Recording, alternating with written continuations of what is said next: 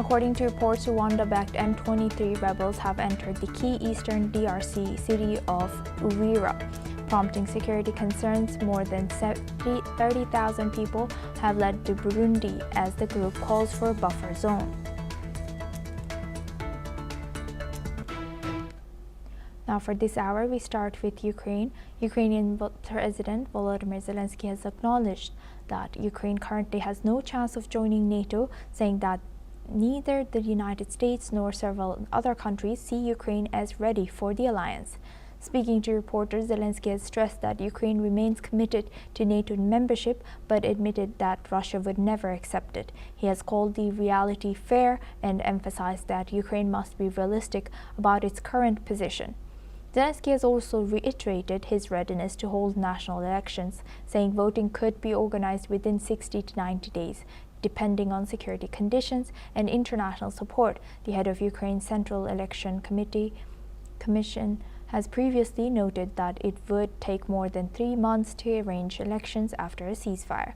Russian officials, Rodion Miroshnik, has dismissed Zelensky's remarks as a bluff and a manipulation of election rules. The Ukrainian leader continues to navigate domestic and international pressures while seeking to secure a democratic vote amid ongoing conflict. Now for this discussion, we welcome Mr. Andriy Lucidi. He's a war reporter, joins us live from Lugansk. Thank you very much, Mr. Andriy Lucidi, for joining us again. Good to see you. Now, looking at this, what are we to make of these reports coming in that, it's fair and realistic for Ukraine to admit that they cannot pursue joining NATO ambitions? Well, about the membership of Ukraine in NATO was clear since months that for some countries that are member of this alliance that was impossible the admittance of Ukraine in the alliance.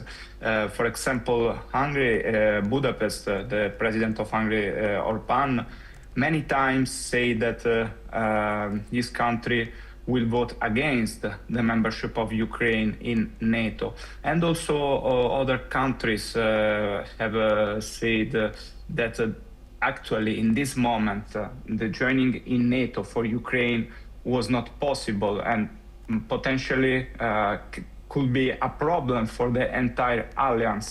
For this reason, for many months, some media in Europe, but also here in Russia, told about this problem and about the insistence of Zelensky for joining in NATO as the unique security guarantee for the West that the West can give to Ukraine.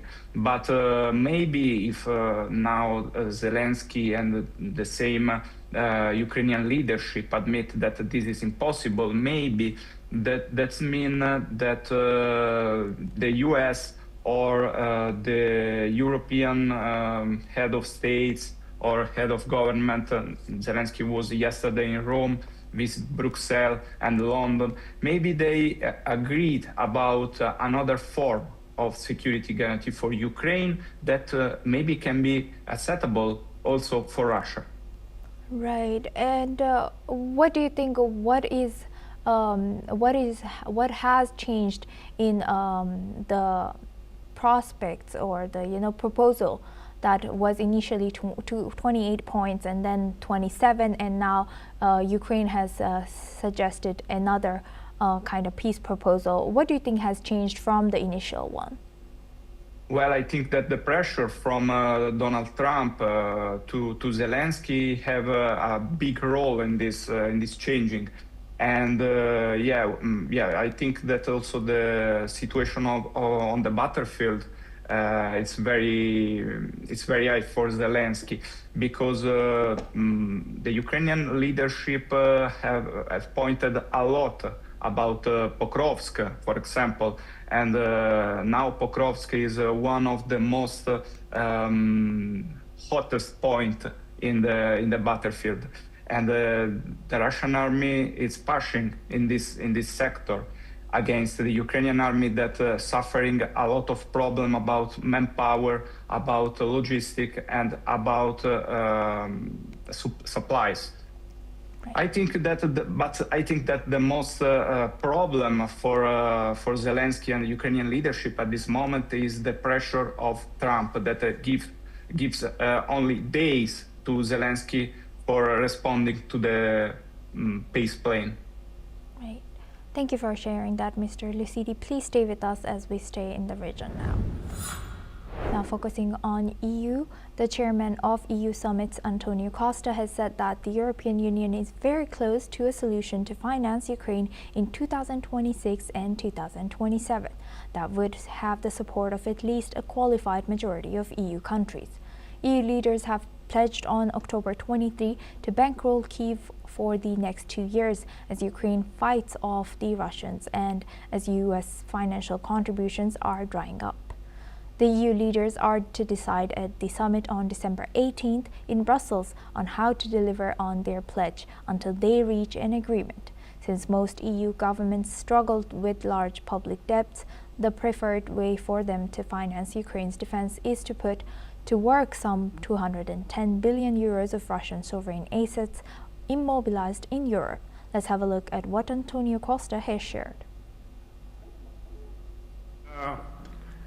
Working on the fine-tuning solution to find a legal and technical solution that could obtain the agreement of all of at least the qualified majority of the member states. The European Commission is doing a very good job, is working very closely with all the national governments, and I think we are very close to obtain a solution. And for me, it's sure that in the 18th of December, we will. Now for this discussion, we welcome back Mr. Enrique Lucidi. He's a war reporter, joins us live from Lugansk. Thank you very much, Mr. Lucidi, for staying with us. Now looking at this, how dangerous is it and how critical is this that if EU does accept in using these frozen Russian assets to finance Ukraine's defense, and for 2 years, 2026 to 2027, 2027, do you think they are seeing that this war is to continue? Well, the usage of Russian frozen assets for financing Ukraine now is one of the most discussing point in the European Union. There is a lot of divisions among the countries that are in the European Union about this, because this potentially can be a very big problem for the reputation and for the European law. Because now, what is the problem? Now, in the EU, they are discussing about the possibility to confiscate the Russian assets that are already frozen and used for Ukraine. Because Russia is an aggressor, Ukraine is a victim of a war of aggression from Russia. But a lot of politicians are thinking that now the aggressor is Russia, but in the future we can see another war from allied of the European Union. We can see a war from the US, a war from the United Kingdom against another country. And at this point, if now European Union will confiscate these assets, what will be what will do the European Union in the future against new aggressors that will be allied of the US, of course, allied of the West, but why they need to use a double standard for this? For this reason, I think that the discussion about the usage of Russian assets will be sterile without any concrete consequence for the future.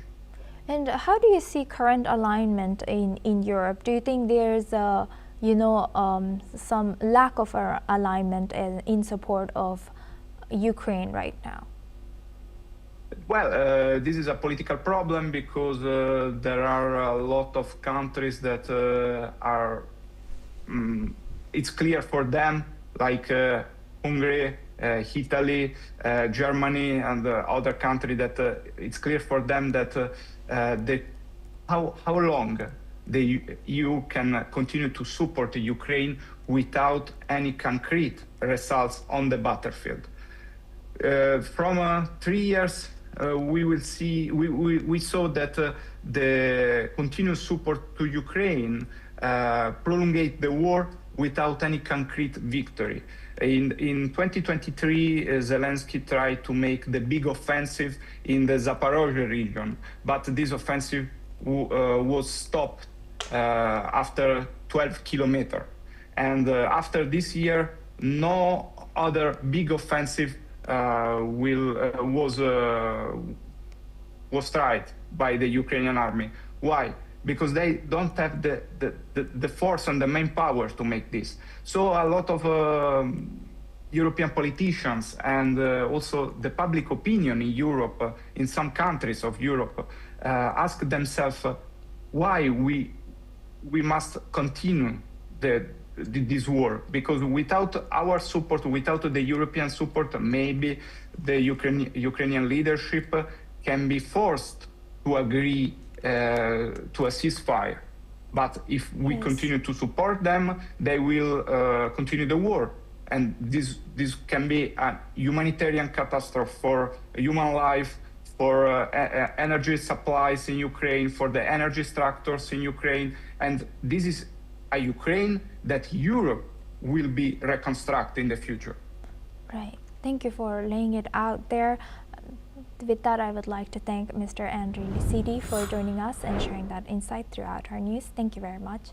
Now, moving on, U.S. Ambassador to Turkey Tom Barak has said that Washington and Ankara held fruitful talks on Turkey's possible return to the F-35 fighter jet program, amid restrictions due to its acquisition of Russia's S-400 air defense system earlier. Barak has highlighted that under the U.S. law, Turkey must no longer operate or possess the S-400 system to qualify for the F-35 program. He has emphasized that strong ties between U.S. President Donald Trump and Turkish President Recep Tayyip Erdogan have created a new atmosphere of cooperation, facilitating the most productive discussions on the issue in nearly a decade. The ambassador has expressed optimism that the ongoing talks could deliver a breakthrough in the coming months.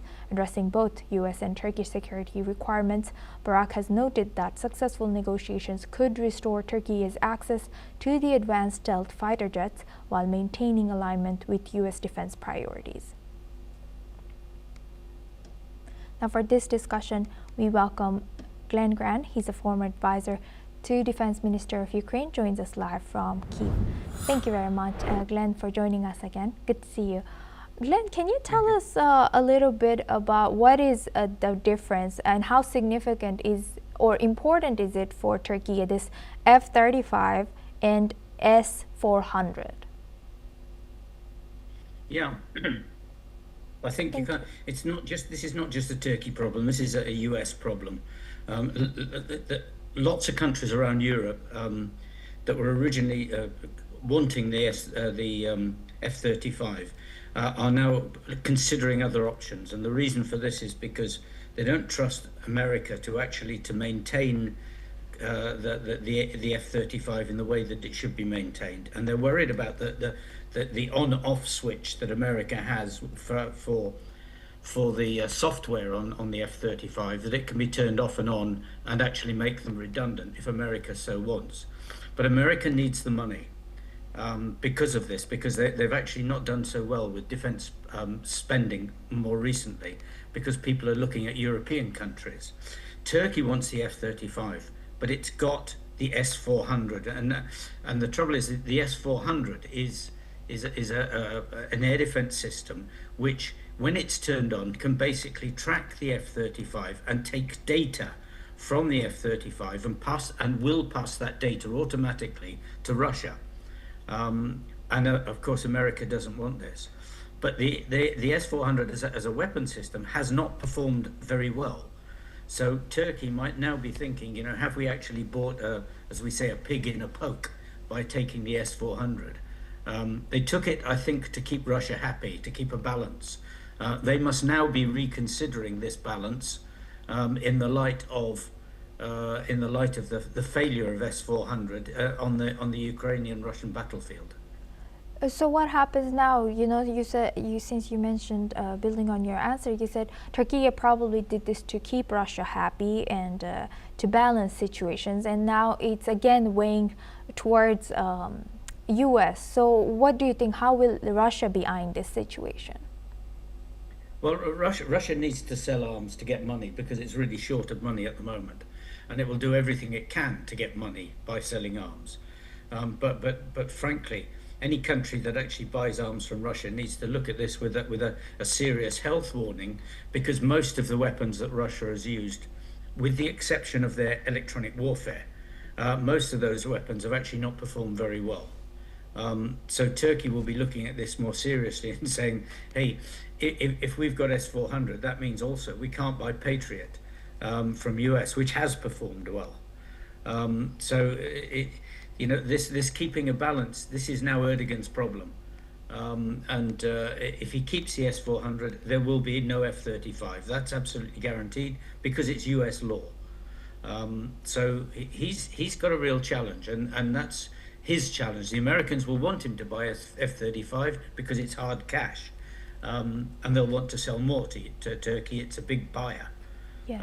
But hey, balance is everything in this. Yes, and lastly, Glenn, how might this potential return of Turkey to the F-35 program, if it happens, how do you think this will be affecting NATO's air defense posture? Well, it'll make that part of the world for NATO much stronger, because the F-35 is a remarkable aircraft. I have to say, it's also extremely expensive to run, but it is a remarkable aircraft, and if Turkey buys them, whatever 7 or numbers, 8. it will give that part of the country a much stronger, part of NATO, a much stronger air defense overall. Right. With that, I would like to thank Mr. Glenn Grant for joining us today and sharing that insight throughout our news. Thank you very much. Okay, thank you. Thank you. Now, moving the focus on to Asia, India and the US are reviewing their comprehensive global strategic partnership and are also discussing key bilateral issues, including trade, investment, defense cooperation, and the trust transforming the relationship utilizing strategic technology initiative. U.S. Undersecretary of State for Political Affairs Alison Hooker is holding talks with Indian Foreign Secretary Vikram Misri, with both sides focusing on turning the vision outlined by U.S. President Donald Trump and Indian Prime Minister Narendra Modi during their February meeting into tangible outcomes. Hooker is on a 5-day visit to India to strengthen strategic and economic cooperation now. Meanwhile, according to the U.S. Embassy, Hooker has conveyed the U.S. administration's intent to advance on collaboration on sectors such as defense, energy, technology, space, and supply chain resilience. Now, for this discussion, we welcome retired Major General and Dr. Rajan Kochhar. He's an international relations and defense expert, joins us live from New Delhi. Thank you very much, Dr. and Major General Kochhar, for joining us again. Good to see you. Now, looking at this, how can India and US optimize their defense cooperation under this initiative, and what is the effect of this on regional security capabilities for India? Thank you for inviting me for this discussion. Thank you. It's extremely relevant here because India is going through a strategic balancing between Russia and America, and especially after the tariffs have been imposed on India by the United States. This visit is very important, and these discussions relate to basically trade and investment. And we are looking at a certain review or the rebalancing of this strategic agreement.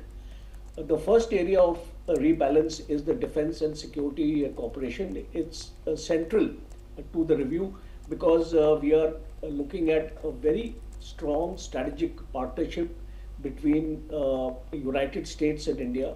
And the United States also does not want any kind of ripples in this relationship because this is a more to do with the shared Indo-Pacific strategies and counter-terrorism cooperation. And if you would have gone through the defense national security strategy of the United States, which has just been published, it clearly mentions that Quad and the Indo-Pacific holds a great relevance to the strategy, and New Delhi becomes a very important factor. The second aspect which has been mentioned in this security strategy is that United States is looking at New Delhi for commercial cooperation, that means trade. So I think from the defense point of view, the first point. The second is the energy, which includes the nuclear cooperation between the two countries for peaceful purposes. We are looking at energy requirements. We are looking at civil nuclear collaboration in terms of oil, gas, clean energy, and energy security is a very strong part of this agenda. The third most important aspect, which has been reviewed, is the technology, space, and emerging sectors.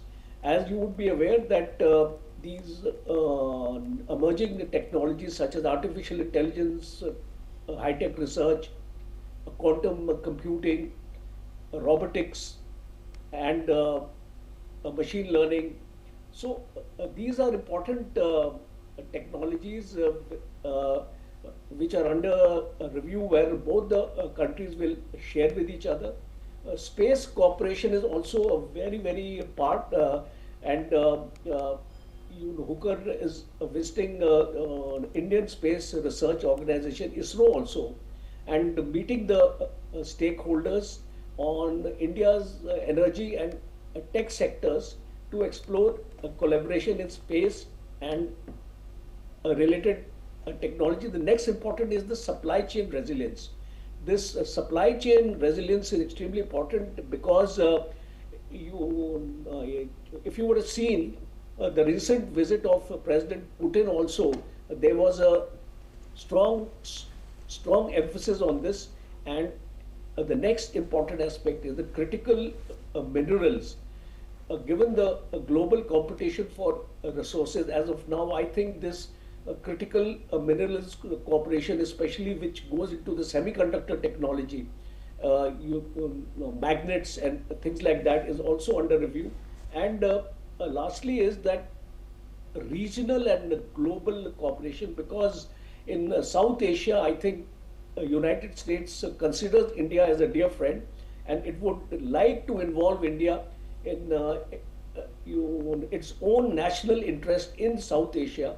And therefore, I feel this earlier agreements like a compact, which was recently done. Trust was another one when Prime Minister Modi had gone to US in February of this year. So, considering all these aspects, I can summarize the entire discussion into trade investment, defense and security, energy and supply chain security, technology and innovation, global and regional strategy alignment, and institutional mechanisms like compact, trust, and things like that. So it would be very important to watch the outcome of the trade delegation which is coming to India now, and we hope to see some movement in this regard. Yes, unfortunately, Major General Doctor, we are running out of time for this discussion, but with that I would like to thank Major General Dr. Rajan Kochhar for joining us today and sharing that insight throughout our news. Thank you very much. Now moving on to South America, defense lawyers for Brazilian former President Jair Bolsonaro has requested his removal from jail to a hospital for surgical procedures. The lawyers have also reaffirmed their request for the right-wing leader to serve his 27-year prison sentence under humanitarian house arrest. Meanwhile, Brazilian pro-government legislator Glober Braga has been forcibly removed from parliamentary session by several legislative police officers after denouncing a coup offensive and occupying the chair of the President of the Chamber of Deputies. Braga is boycotting the session to vote on a bill that could drastically reduce the sentence of former President Jair Bolsonaro, who is sentenced to 27 years in prison for attempting a coup. Let's in fact listen into what Braga has shared. Eles querem votar uma anistia que não é dosimetria, levando a possibilidade de que Jair Bolsonaro só tenha 2 anos de pena. The Nobel Institute has confirmed that Venezuelan opposition leader Maria Corina Machado will not be attending the Nobel Peace Prize ceremony in Oslo. Machado, who is 58 years old, has been living in hiding, and it remains unclear whether she was able to leave Venezuela in time for the event. The Nobel Institute said her daughter, Ana Corina Machado, will be accepting the prestigious award on her mother's behalf. The organizers have added that Ana will deliver the speech written by Maria Corina. Machado has revealed the Nobel Peace Prize for her efforts in defending democracy and human rights in Venezuela, highlighting the ongoing political crisis in the country. And that's all we have time for. Keep watching NewsX World for more news updates from around the world.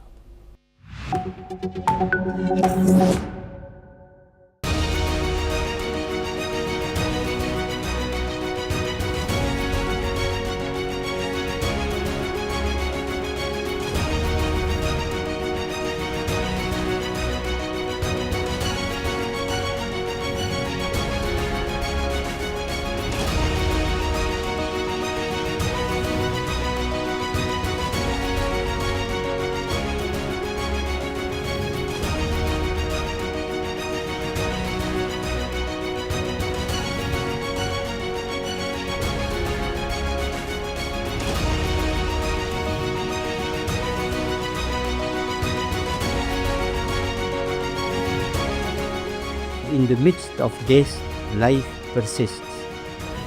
In the midst of untruth, truth persists.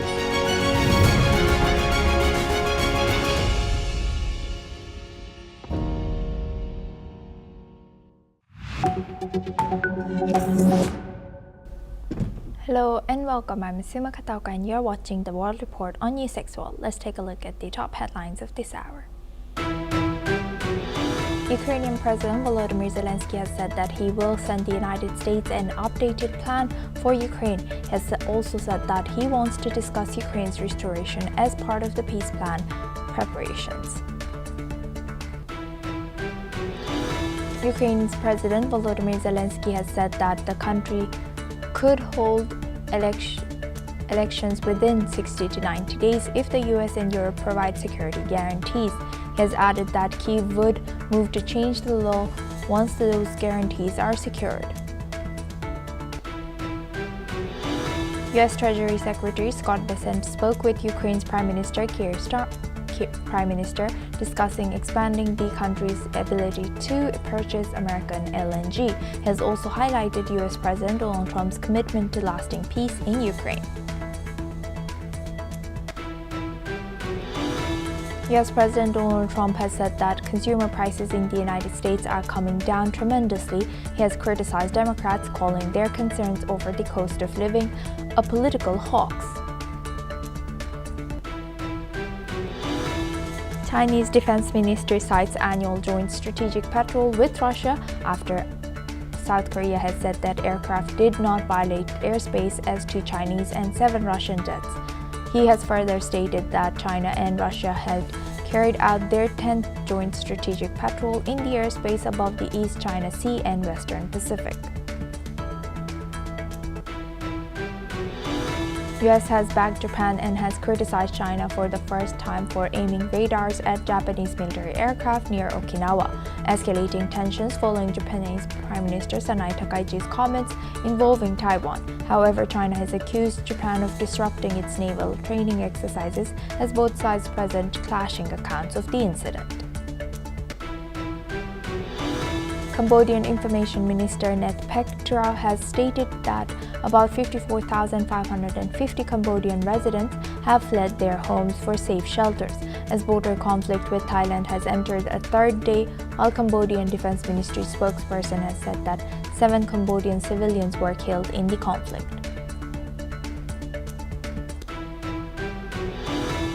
According to reports, Rwanda-backed M23 rebels have entered the key eastern DRC city of Uvira, prompting security concerns. More than 30,000 people have fled to Burundi as the group calls for a buffer zone.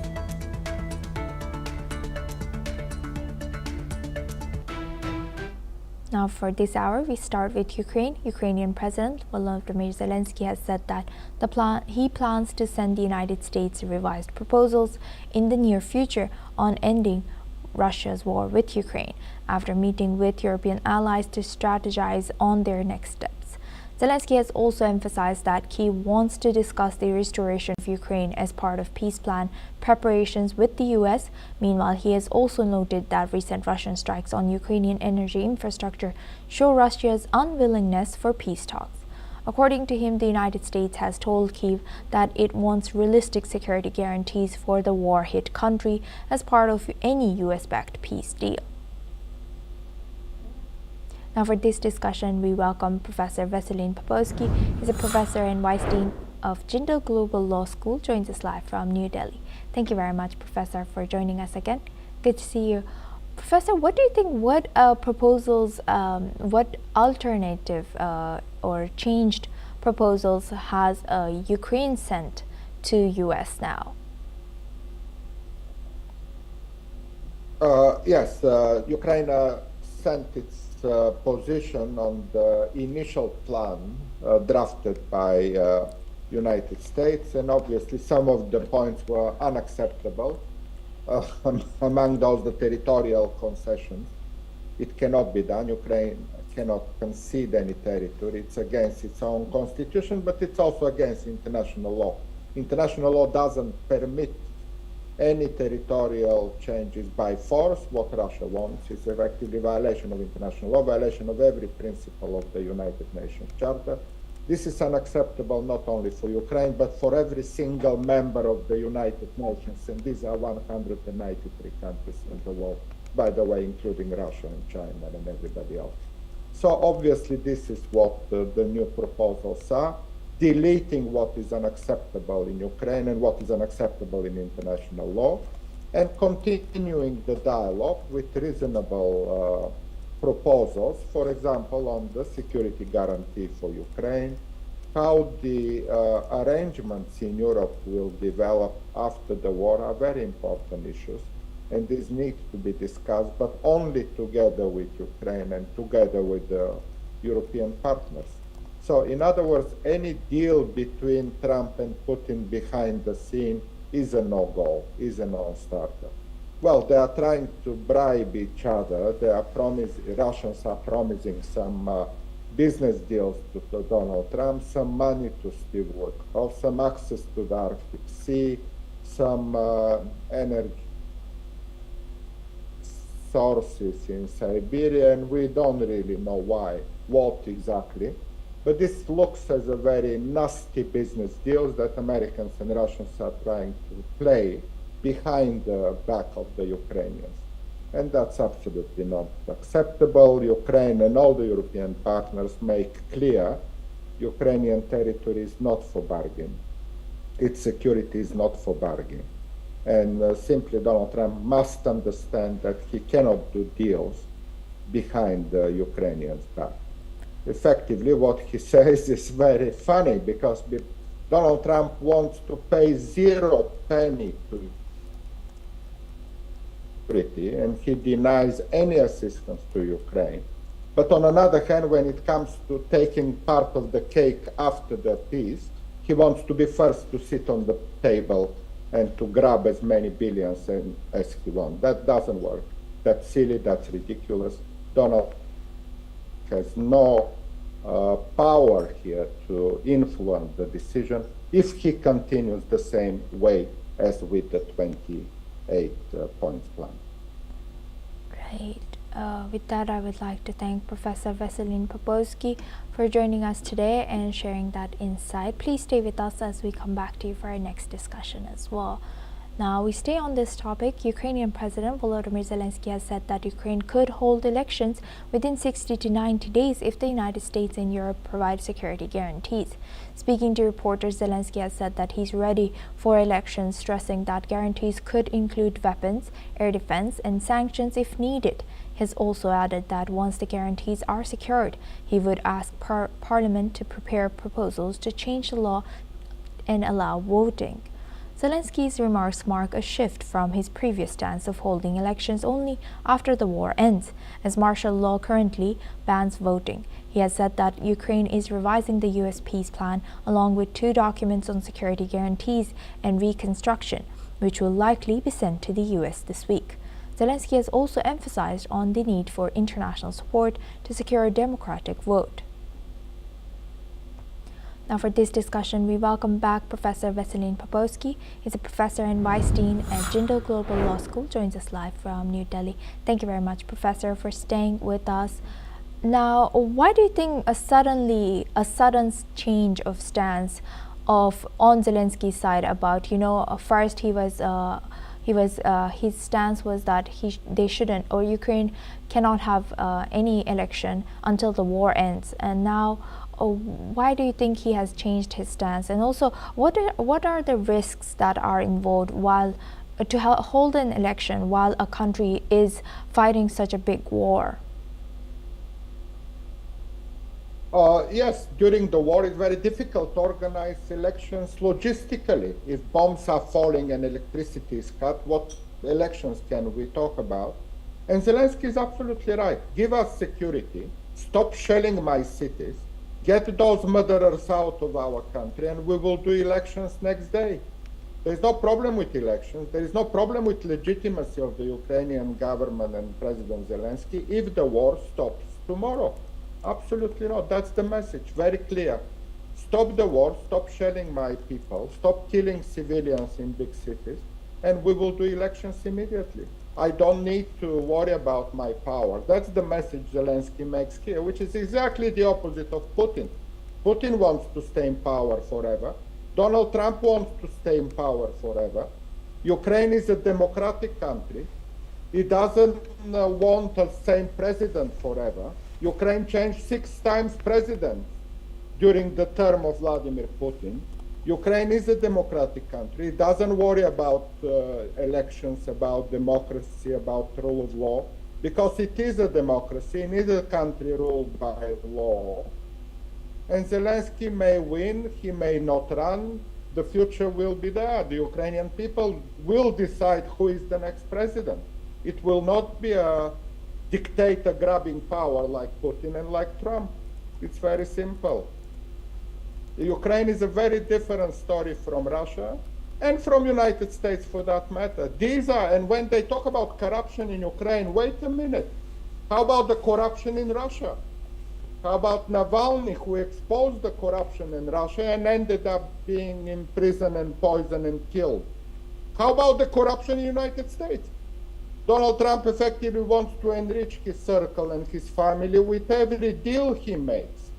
Let's talk about corruption in Russia and United States and stop talking about corruption in Ukraine, because the corruption in Ukraine is minimal, 100 times less than what happened in Russia and in United States. And in Ukraine, every single corruption is exposed, transparent, investigated, and all the measures are taken. That's simple. 100%, yes. Thank you for bringing Navalny up in our conversation. Professor, if there is election, who else is the candidate other than Zelensky?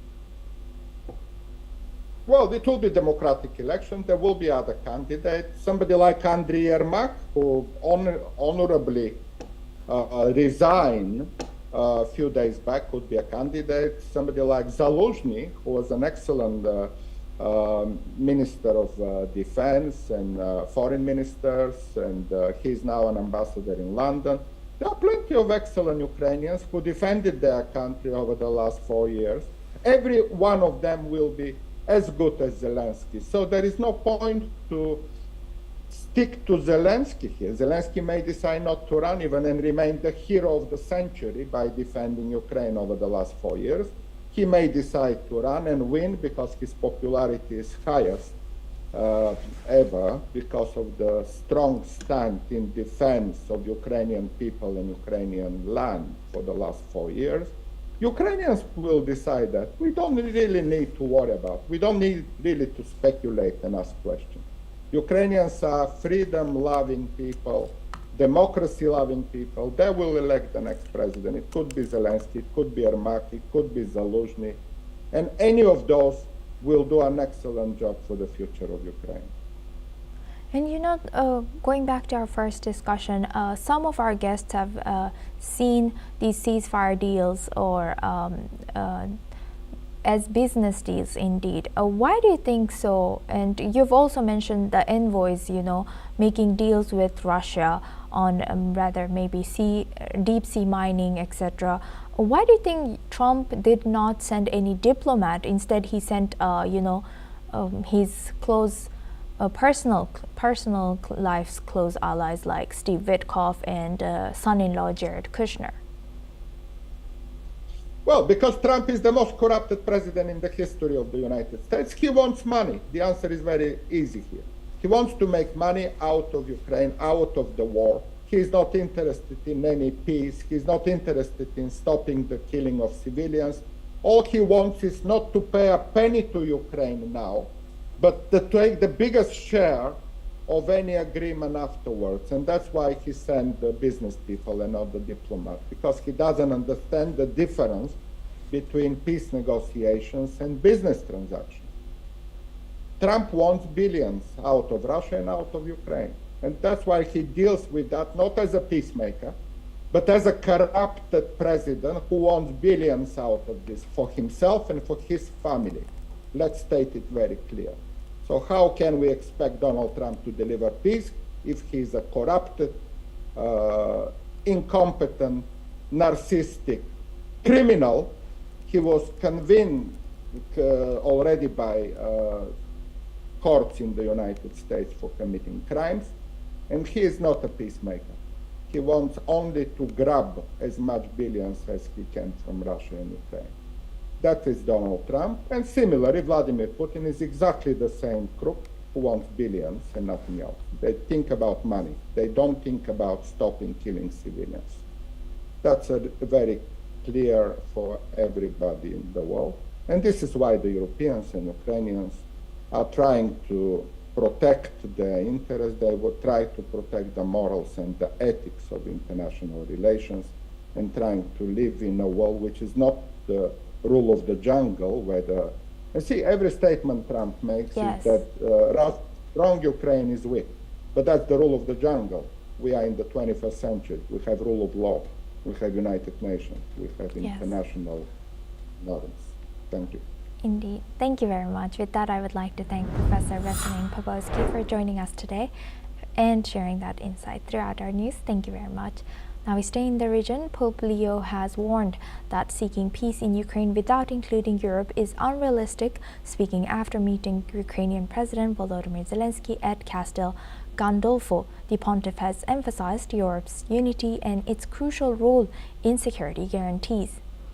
The Pope has also criticized aspects of the U.S. peace plan, saying it risks altering the long-standing transatlantic alliance and could undermine cooperation between Europe and the United States in resolving the conflict. Let's listen into what the Pope has shared. Penso che il ruolo dell'Europa è molto importante e l'unità dei paesi europei è veramente significativo, specialmente in questo caso, no? Cercare un accordo di pace senza includere l'Europa nelle conversazioni, diciamo, non è realista. La guerra è in Europa e penso che le garanzie che si cercano anche di sicurezza oggi e nel futuro, l'Europa deve formare parte. Purtroppo non tutti lo capiscono così, però penso che c'è un'opportunità qui molto grande per i leader di Europa di unirsi e di cercare insieme soluzioni. I'd rather not comment on that. I haven't read the whole thing. I think, unfortunately, some of parts of it that I have seen make a huge change in what was for many, many years a true alliance between Europe and the United States. The remarks that are made about Europe also in interviews recently, I think are trying to break apart what I think needs to be a very important alliance today and in the future. Now we move on to our next news. U.S. President Donald Trump has addressed America's affordability concerns at a campaign rally in Mount Pocono, Pennsylvania, saying that the prices have come down tremendously.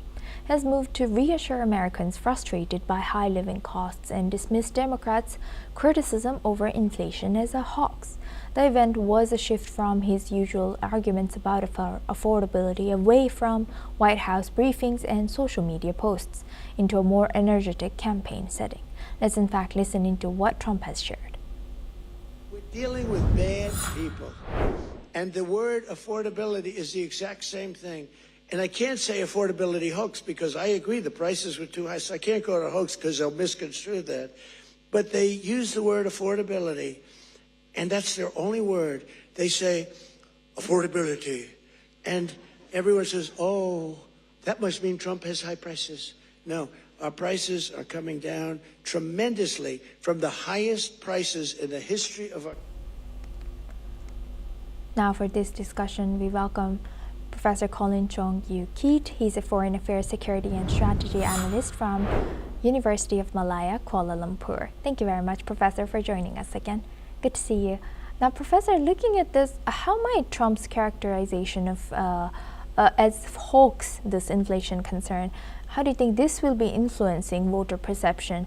Versus, what do you think MAGA supporters see it as economic reality versus what he says?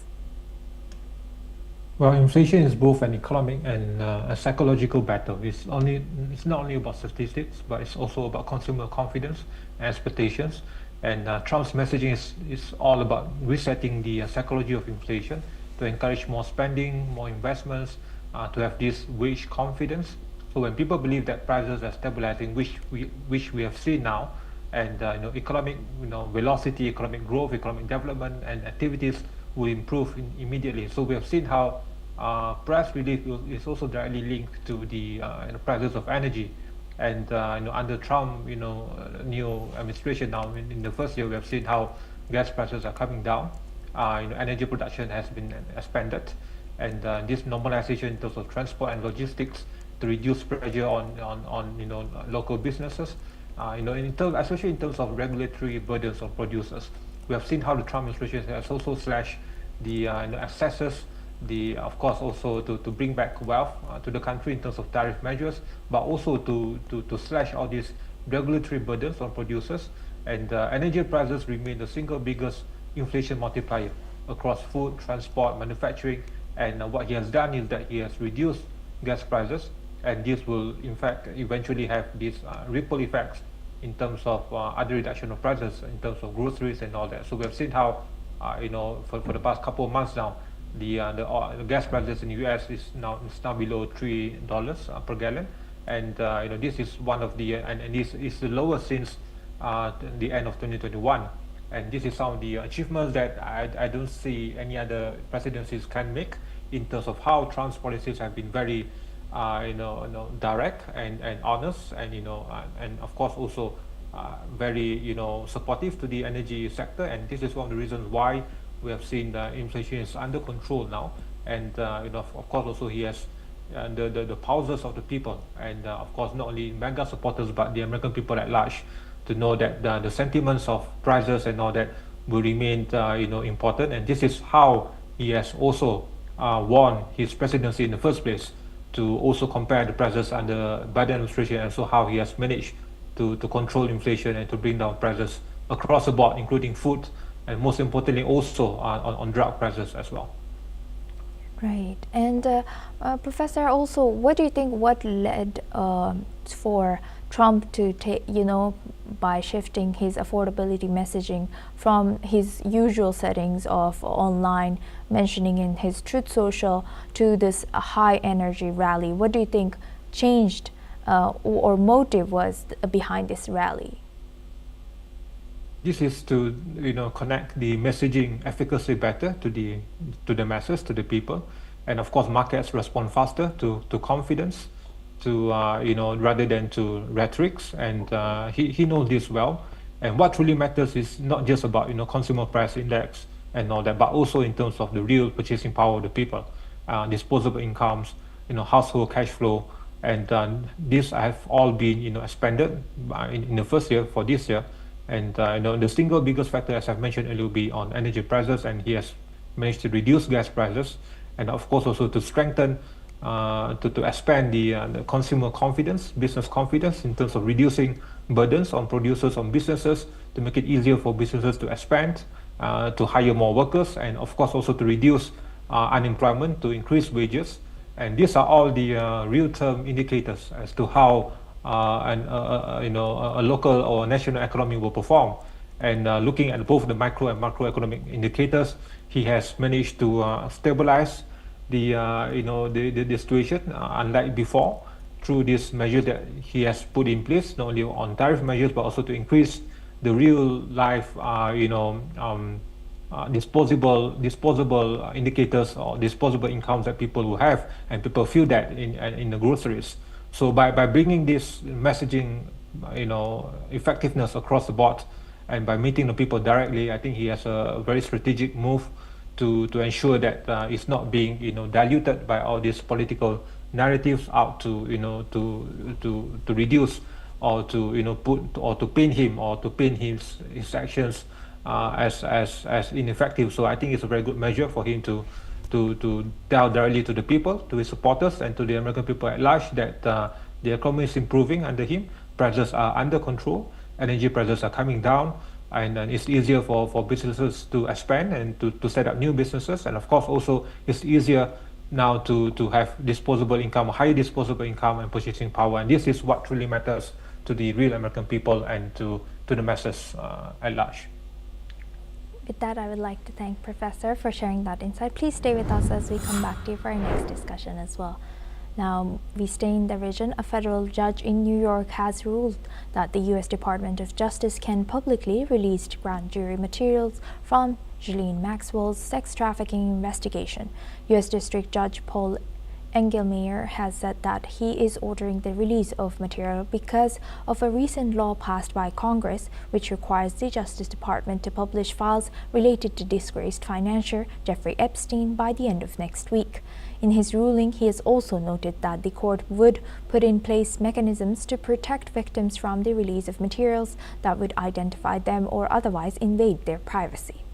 Maxwell, who is serving a 20-year prison sentence for her role in luring underage girls for Epstein, her former boyfriend, she was moved from a Florida prison to a new minimum security facility in Texas in August, after she was interviewed by Deputy U.S. Attorney General Todd Blanche about Epstein. Now for this discussion, we welcome back Professor Collins Chong-Yu Keat. He's a Foreign Affairs Security and Strategy Analyst, joins us live from University of Malaya, Kuala Lumpur. Thank you very much, Professor, for staying with us.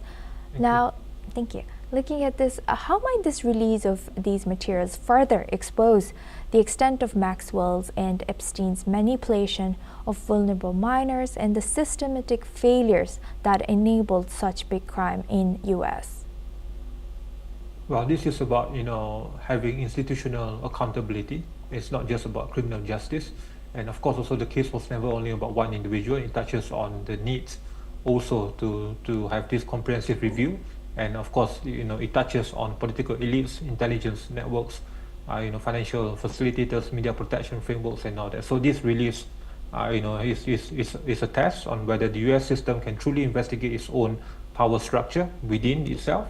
In the context where public trust has been damaged, where years of all these sealed documents have fueled further theories, even conspiracy theories, accusations on the the protection on the elites and this erosion of the trust and credibility on the judicial reforms and all that. So transparency is now no longer optional. It's seen to be as essential as ever for greater legitimacy on democratic self-governance and democratic trust. And of course, also this is also about the legality framework, where the potential for new investigations on civil suits and reopenings of cases and all that. Of course, also on reputational damage to anyone named, even without formal charges. So this is a deeply layered and comprehensive framework. And this is why that this of course also has this international dimension.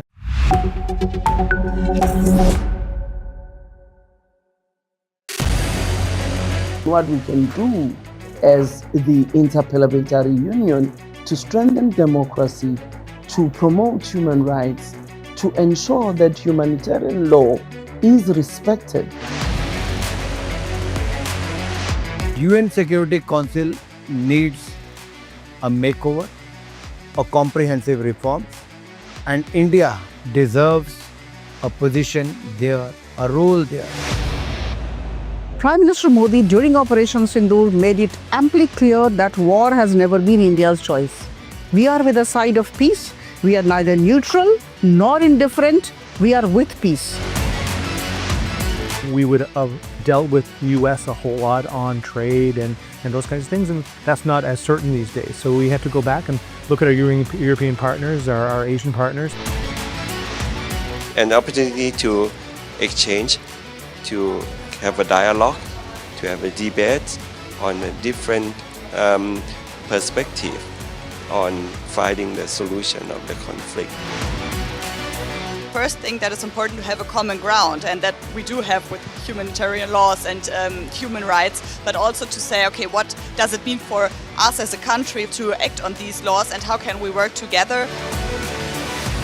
When we realize that there's something wrong with democracy, the institutions and policies, values come together and we take stock, and it's possible then to improve and chart a new course for democracy.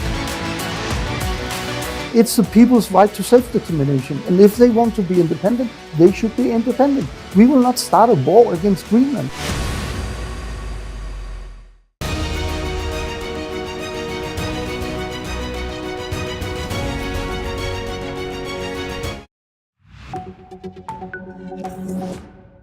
Oh my God.